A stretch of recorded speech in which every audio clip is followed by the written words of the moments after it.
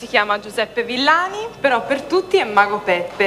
Che cosa fa lei, scusi? Il mago. Complimenti per il suo look. La ringrazio. Domani mattina andrò a fare la spesa così. Signor Boldi, me ne puoi indicare una delle tre? La 1, la 2 o la 3? La 2. La 2. Apre la mano così, sì. Prende la pallina, la chiude in mano. Non è che mi fai sparire una pallina, eh? No, non per favore. Chiuda. Ecco. Apra quest'altra mano. Il giochino è semplice. Una lei, una lei. Io non faccio altro che lanciargliela e lei la deve prendere con la mano libera. Con la mano libera? 1, 2, 3. Tac. Dove ce n'è Ita? Apre la mano piano piano.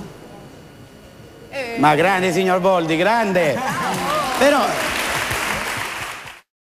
Signori, Mago Peppe è raccomandato da Maria Grazia Cucinotta!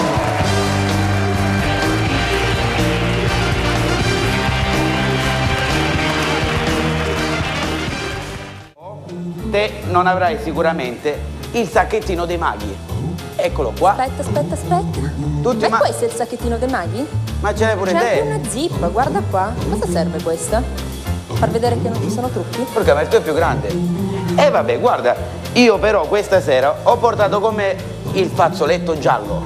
Ta-da! Fazzoletto giallo è da maghi. No, anch'io ho trovato un fazzoletto giallo.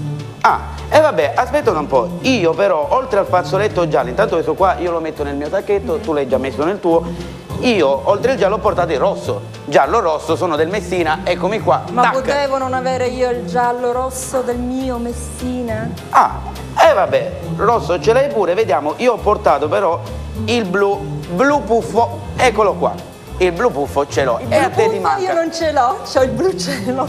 Il blu cielo. Vabbè, mettiamo tutto nel sacchettino. Però l'ultimo speriamo che non ce l'avrai perché io ho il verde. Verde speranza, che questa ti manca.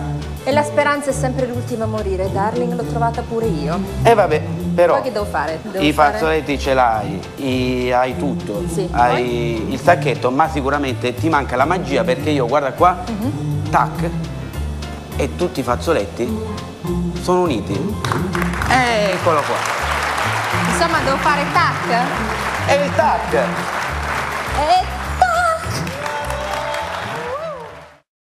Questo qua è il gioco del vampiro. Voi lo sapete chi è il vampiro? Come no? Il famoso conte? Giacula.